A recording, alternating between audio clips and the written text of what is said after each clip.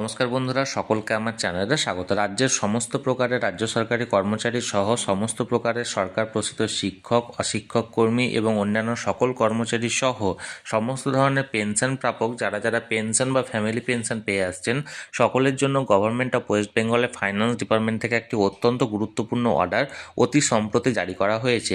কী সেই অর্ডারে কী কী বলা হয়েছে সকল কিছু আজকের ভিডিওতে বিস্তারিত আলোচনা করব। ভিডিওটি সকলের জন্য অত্যন্ত গুরুত্বপূর্ণ, তাই প্রথম থেকে শেষ পর্যন্ত অবশ্যই ধৈর্য সহকারে দেখবেন এবং ভালো লেগে থাকলে অবশ্যই একটি লাইক করবেন এবং সকলের সঙ্গে শেয়ার করবেন। আর সেই সাথে চ্যানেলে যদি প্রথমবার হয়ে থাকেন এরকমই ইনফরমেটিভ ভিডিও আরও দেখার জন্য যারা এখনও পর্যন্ত এই চ্যানেলটিকে সাবস্ক্রাইব করেনি তারা অবশ্যই চ্যানেলটিকে সাবস্ক্রাইব করে নিতে ভুলবেন না। তাহলে চলুন সেই ফাইন্যান্স ডিপার্টমেন্টের অর্ডার সম্পর্কে আমরা বিস্তারিত জেনে নিই। দেখুন, এই অর্ডারটি জারি করা হয়েছে government of West Bengal finance department pension branch writers building থেকে জারি করা হয়েছে। ডেটটা দেখুন 6/2/2024।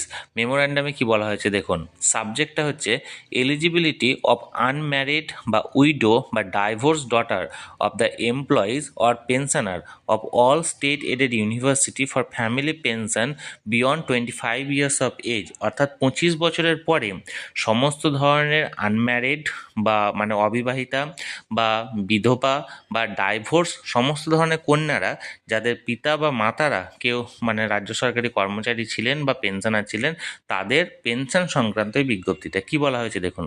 হোয়ারাজ the higher education department vide its number এত ডেট এত extended the benefit of family pension to the unmarried daughter even after attaining the age of 25 years of the employees or pensioner of the then state aided universities covered under approved DCRB scheme with the concurrence of finance department vide memo number এত dated এত। অর্থাৎ 25 বছরের পরেও বা 25 বছর সম্পূর্ণ হওয়ার পরেও সমস্ত ধরনের যে সমস্ত আনম্যারিড ডটার আছে, মানে যে সমস্ত পেনশন ধারকের বা ফ্যামিলি পেনশন ধারকের, তাদের পেনশন সংক্রান্ত বা ডিসিআরবি স্কিম সংক্রান্ত হায়ার এডুকেশন ডিপার্টমেন্ট এই নোটিফিকেশনটি জারি করা হয়েছে। অ্যান্ড দেখুন, হোয়ারাজ এ number of reference relating to grant of family pension in favor of unmarried widow or divorced daughter beyond 25 years of age of the employees or pensioner of all the state aided university have been received in the finance department for some time past। এখানে দেখুন এবার দুটো জায়গায় মানে দুটো উল্লেখ করা হয়েছে, কি কি দেখুন। নাম্বার 1, আনম্যারিড ডটারদের ক্ষেত্রে কি বলা হয়েছে দেখুন, of the employees or pensioner বা মানে এমপ্লয়ীদের আনম্যারিড ডটাররা of the remaining stated university covered under the approved DCRB scheme framed by the concerned department of government of West Bengal even beyond the age of 25 years till their marriage or death, subject to the fulfillment of income criteria as applicable in case of the employees or pensioner of the state government vide memo number এত। অর্থাৎ unmarried daughter যারা আছে, অবিবাহিতা যে সমস্ত কন্যা আছে, যে সমস্ত পেনশন প্রাপকের বা কর্মীদের, তাদের ক্ষেত্রে কি হচ্ছে, তারা যদি 25 বছর পেরিয়েও যায় তাহলে সেক্ষেত্রে তারা মানে ইনকাম ক্রাইটেরিয়ার মধ্যে যদি না পড়ে বা তাদের যদি সমস্ত যোগ্যতা মানে অ্যাপ্লিকেবল হয় সেই ক্রাইটেরিয়া অনুযায়ী, তাহলে তারাও পরবর্তী ক্ষেত্রে পেনশন পেতে পারে। এবং মানে 2 নম্বরটা দেখুন, উইডো আর ডাইভোর্স ডটারদের ক্ষেত্রে অফ এমপ্লয়িজ আর pensioner of all the state aided university covered under the approved DCRB scheme framed under the administrative control of the concerned department of government of West Bengal even beyond the age of 25 years till their remaining or death, as the case may be subject to the fulfillment of income criteria as applicable in case number employees বা pensioner of the state government vide memo number এত। অর্থাৎ সহজ ভাষায় বলতে গেলে এই অর্ডারটি জারি করা হয়েছে যে সরকারি কর্মচারী বা যে সমস্ত পেনশনাররা যাদের যদি অবিবাহিতা কন্যা থেকে থাকে, তাহলে তাদের ক্ষেত্রে তারা 25 বছর মানে নিয়ম ছিল 25 বছর পর্যন্ত তারা পেনশন পেত, পিতা বা মাতার পেনশনটি তাদের অবর্তমানে।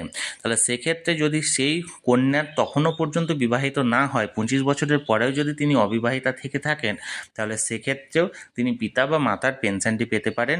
এবং ডাইভোর্স মহিলা বা বিধবা মহিলাদের ক্ষেত্রেও তারাও পিতা বা মাতার মানে পেনশনটি পেতে পারে যদি তারা পুনরায় আবার কখনো বিয়ে না করে, তাহলে সেক্ষেত্রে অর্থাৎ পরবর্তী ক্ষেত্রে তাদের বিয়ে না হওয়া পর্যন্ত তারা যদি যতদিন অবিবাহিতা থাকবেন বা যতদিন তারা বিয়ে করবেন না, ডাইভোর্স বা বিধবা মহিলাদের ক্ষেত্রে তারাও তাদের পিতা বা মাতার পেনশনটি পেতে পারে 25 বছরের পরেও বা তাদের 25 বছর বয়স হওয়ার পরেও। আর এই দুটোর ক্ষেত্রে অবশ্যই সেই মহিলাদের নিজস্ব ইনকাম ক্রাইটেরিয়ার মধ্যে সীমাবদ্ধ থাকতে হবে। অর্থাৎ সেই মহিলাদের বা সেই মেয়েটির যদি নিজস্ব কোনো ইনকাম না থাকে, যেটা মানে তার তার চালানোর মতো কোনো ইনকাম না থেকে থাকে, তাহলে সেক্ষেত্রেই তারা পেনশনটি পাবে, নচেত কিন্তু নয়। এই ছিল গভর্নমেন্ট অর্ডারটি, যেটি সরাসরি জারি করা হয়েছিল পেনশন ব্রাঞ্চ থেকে। এটি আমি সরাসরি আপনাদের সঙ্গে শেয়ার করলাম। এই নিয়ে যদি আপনাদের কোনো মতামত বা কোনো প্রশ্ন থেকে থাকে, অবশ্যই কমেন্ট করে জানাতে পারেন। আর এই ভিডিওটি ভালো লেগে থাকলে অবশ্যই একটি লাইক করুন এবং সকলের সঙ্গে শেয়ার করুন। আর সেই সাথে চ্যানেলে যদি প্রথমবার হয়ে থাকেন, এরকম ইনফরমেটিভ ভিডিও আরও দেখার জন্য যারা এখনও পর্যন্ত এই চ্যানেলটিকে সাবস্ক্রাইব করেননি, তারা অবশ্যই চ্যানেলটিকে সাবস্ক্রাইব করে রাখুন। ধন্যবাদ, দেখা হচ্ছে পরের ভিডিওতে।